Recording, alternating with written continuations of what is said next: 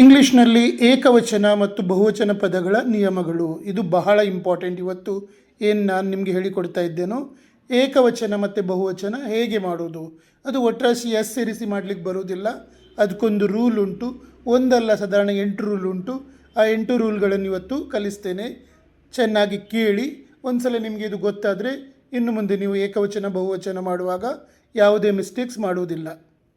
ಇಂಗ್ಲೀಷ್ನಲ್ಲಿ ಏಕವಚನವನ್ನು ಸಿಂಗ್ಯುಲರ್ ಬಹುವಚನವಾಗಿ ಬದಲಾಯಿಸಲು 8 ಪ್ರಮುಖ ನಿಯಮಗಳಿವೆ.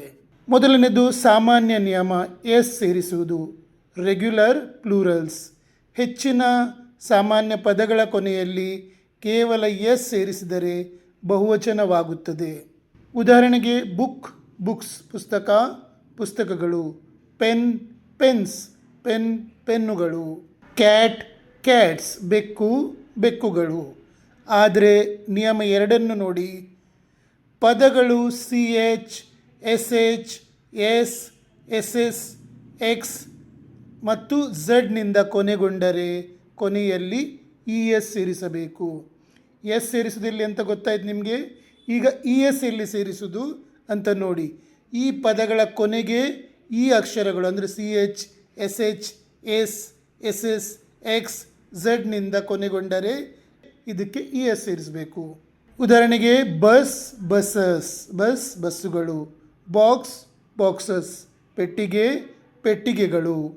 ವಾಚ್ ವಾಚಸ್, ಗಡಿಯಾರ ಗಡಿಯಾರಗಳು. ಮೂರನೇ ನಿಯಮ, ಪದದ ಕೊನೆಯಲ್ಲಿ ವೈ ಇದ್ದು ಅದಕ್ಕಿಂತ ಮುಂಚೆ ವೌಲ್ ಅಂದರೆ AEIOU ಸ್ವರಾಕ್ಷರಗಳು ಇದ್ದರೆ ಎಸ್ ಸೇರಿಸುವುದು. ಬಾಯ್ ಬಾಯ್ಸ್, ಹುಡುಗ ಹುಡುಗರು. ಕೀಸ್ ಕೀಲಿ ಕೀಲಿಗಳು. ಇಲ್ಲಿ BOYಯಲ್ಲಿ ವೈಗಿಂತ ಮುಂಚೆ ಓ ಇದೆ ಸ್ವರಾಕ್ಷರ. KEY ಅಂದರೆ ಕೀಯಲ್ಲಿ ವೈಗಿಂತ ಮುಂಚೆ ಇ ಇದೆ ಸ್ವರಾಕ್ಷರ. ಡೇ ಡೇಸ್, ಡೇ ಅಂದರೆ DAY, ಇಲ್ಲಿ ಸಹ ವೈಗಿಂತ ಮುಂಚೆ ಸ್ವರಾಕ್ಷರ ಇದೆ ಎ. ಡೇ ಅಂದರೆ ದಿನ, ಡೇಸ್ ಅಂದರೆ ದಿನಗಳು. ನಾಲ್ಕನೇ ನಿಯಮ, ಪದದ ಕೊನೆಗೆ ವೈ ಅಕ್ಷರ ಆಗಿದ್ದು ಅದರ ಹಿಂದಿನ ಅಕ್ಷರ ವ್ಯಂಜನವಾಗಿದ್ದರೆ ಕಾನ್ಸೊನೆಂಟ್ ವೈ ತೆಗೆದು IES ಸೇರಿಸಬೇಕು. ಇದು ಬಹಳ ಮುಖ್ಯ ರೂಲ್. ಪದದ ಕೊನೆಗೆ ವೈ ಇದ್ದು ಅದರ ಹಿಂದೆ ಸ್ವರಾಕ್ಷರ ಇದ್ದರೆ ಬರೀ ಎಸ್ ಸೇರಿಸ್ತಾರೆ. ಬಟ್ ಪದದ ಕೊನೆಗೆ ವೈ ಇದ್ದು ಅದರ ಹಿಂದೆ ವ್ಯಂಜನಾಕ್ಷರ ಇದ್ದರೆ ಆ ವೈ ಹೋಗಿ IES ಬರ್ತದೆ. ಹೇಗೆ ನೋಡಿ. ಬೇಬಿ BABY, ಈಗ ವೈಗಿಂತ ಹಿಂದೆ ಏನಿದೆ, ಸ್ವರಾಕ್ಷರ ಇಲ್ಲ, ವ್ಯಂಜನಾಕ್ಷರ ಇದೆ. ಬಿ ಅನ್ನುವ ವ್ಯಂಜನಾಕ್ಷರ ಇದೆ. ಆಗ ಕೊನೆಯ ವೈ ಹೋಗಿ IES ಆಗ್ತದೆ. ಬೇಬಿ ಬೇಬೀಸ್, ಮಗು ಮಕ್ಕಳು. ಈಗ ಸಿಟಿ ಸಿಟೀಸ್, ನಗರ ನಗರಗಳು. ವೈ ಕೊನೆಗೆ ಟಿ ಅನ್ನುವ ವ್ಯಂಜನಾಕ್ಷರ ಇದೆ. ಆ ಕಾರಣದು ಕೊನೆಯ ವೈ ಹೋಗಿ IAS ಆಯಿತು. City cities. ಅದೇ ಥರ ಫ್ಲೈ ಫ್ಲೈಸ್, ನೊಣ ನೊಣಗಳು. FLY, ವೈಕ್ಕಿಂತ ಮುಂಚೆ ಏನಿದೆ, ಎಲ್ ಅನ್ನುವ ವ್ಯಂಜನಾಕ್ಷರ ಇದೆ. ಆ ಕಾರಣ ವೈ ಹೋಗಿ IAS ಆಯಿತು. Fly flies. 5ನೇ ರೂಲ್, ಪದದ ಕೊನೆಯಲ್ಲಿ ಎಫ್ ಅಥವಾ FE ಇದ್ದರೆ ಅವುಗಳನ್ನು ತೆಗೆದು VES ಸೇರಿಸಬೇಕು. ಎಫ್ ಮತ್ತು FE ಇದ್ದರೆ ಆ ಎರಡನ್ನು ತೆಗೆದು VES ಸೇರಿಸಬೇಕು. ಅದು ಹೇಗೆ ನೋಡಿ. LEAF ಲೀಫ್, ಕೊನೆಯ ಅಕ್ಷರ ಯಾವುದು, ಎಫ್. ಈಗ ಏನಾಗಬೇಕು, ಎಫ್ ಹೋಗಿ VES ಆಗಬೇಕು. ಹಾಗಾಗಿ LEAF leaf, LEA VES leaves. F ಹೋಗಿ VES ಬಂತು. ಎಲೆ ಎಲೆಗಳು. ನೈಫ್ KNIFE, ಈ FE ಎರಡು ಹೋಗಿ ಏನಾಗ್ತದೆ, ನೈವ್ಸ್. KNIVES, ಚಾಕು ಚಾಕುಗಳು. ಥೀಫ್ THIEF, ಕೊನೆಗೆ ಎಫ್ ಉಂಟು, ಎಫ್ ಹೋಗಿ VES ಬರ್ತದೆ. ಥೀಫ್ ಥೀವ್ಸ್, ಕಳ್ಳ ಕಳ್ಳರು. 6ನೇ ನಿಯಮ, ಸಾಮಾನ್ಯವಾಗಿ ಓನಿಂದ ಕೊನೆಗೊಳ್ಳುವ ಪದಗಳಿಗೆ ES ಸೇರಿಸಲಾಗುತ್ತದೆ. ಉದಾಹರಣೆಗೆ ಹೀರೋ ಹೀರೋಸ್, ಕೊನೆಗೆ ಓ ಉಂಟು, ಈಗ ES ಬಂತು. Hero heroes.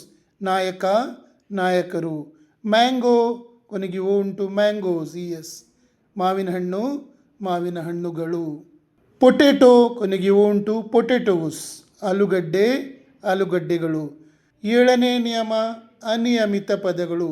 ಒಳಗಿನ ಅಕ್ಷರ ಬದಲಾಗುವುದು. Irregular plurals. ಈ ಪದಗಳಿಗೆ ಯಾವುದೇ ನಿರ್ದಿಷ್ಟ ನಿಯಮವಿಲ್ಲ. ಇವುಗಳ ಸ್ಪೆಲ್ಲಿಂಗ್ ಸಂಪೂರ್ಣ ಬದಲಾಗುತ್ತದೆ. ಉದಾಹರಣೆಗೆ ಮ್ಯಾನ್, ಮೆನ್, ಪುರುಷ, ಪುರುಷರು. ಟೂತ್, ಟೀತ್, ಹಲ್ಲು, ಹಲ್ಲುಗಳು. ಫುಟ್, ಫೀಟ್, ಪಾದ, ಪಾದಗಳು. 8ನೇ ನಿಯಮ, ಯಾವುದೇ ಬದಲಾವಣೆ ಇಲ್ಲದ ಪದಗಳು, ನೋ ಚೇಂಜಸ್.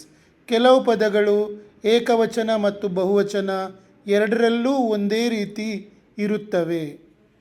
ಉದಾಹರಣೆಗೆ ಶೀಪ್, ಶೀಪ್ ಬಹುವಚನ ಕುರಿ, ಕುರಿಗಳು ಎರಡಕ್ಕೂ ಇಂಗ್ಲೀಷಲ್ಲಿ ಶೀಪೆ ಅಂತಾರೆ. ಫಿಶ್, ಫಿಶ್ ಮೀನು, ಮೀನುಗಳು ಎರಡಕ್ಕೂ ಇಂಗ್ಲೀಷ್ನಲ್ಲಿ ಅಂದರೆ ಏಕ ಮತ್ತು ಬಹುವಚನ ಎರಡಕ್ಕೂ ಫಿಶ್ ಅಂತಾರೆ ಇಂಗ್ಲೀಷ್ನಲ್ಲಿ. ಡಿಯರ್, ಡಿಯರ್ ಜಿಂಕೆ, ಜಿಂಕೆಗಳು ಎರಡಕ್ಕೂ ಡಿಯರ್ ಅಂತಾನೆ ಕರೀತಾರೆ. ಸೊ ಮೇಲೆ ಕಲಿತ 3 ಶಬ್ದಗಳ ಬಹುವಚನ ಬಂದಾಗ ಏನು ಮಾಡ್ತೀರಿ? ಈಗ ಫಿಶ್ ಅನ್ನಲಿಕ್ಕೆ ಮೀನುಗಳು ಬಹುವಚನ ಫಿಶ್, ಫಿಶಸ್ ಅನ್ನೋದಿಲ್ಲ. ಹಾಗಾದರೆ ಅದರ ಬಹುವಚನಕ್ಕೆ ಎ ಸ್ಕೂಲ್ ಅಥವಾ ಎ ಶೋಲ್ ಆಫ್ ಫಿಶ್ ಅಂತಾರೆ. ಅದೇ ಥರ ಶೀಪಿನ ಬಹುವಚನ ಎ ಫ್ಲೋಕ್ ಆಫ್ ಶೀಪ್ ಅಂತಾರೆ. ಅದೇ ಥರ ಡಿಯರ್ನ ಬಹುವಚನ ಎ ಹರ್ಡ್ ಆಫ್ ಡಿಯರ್ ಅಂತಾರೆ. ನಿಮಗೆ ನನ್ನ ಟೀಚಿಂಗ್ ಮತ್ತು ರಿಸರ್ಚ್ ಇಷ್ಟವಾದಲ್ಲಿ ಪೇಜ್ ಫಾಲೋ ಮಾಡಿ ಮತ್ತು ಶೇರ್ ಮಾಡಿ.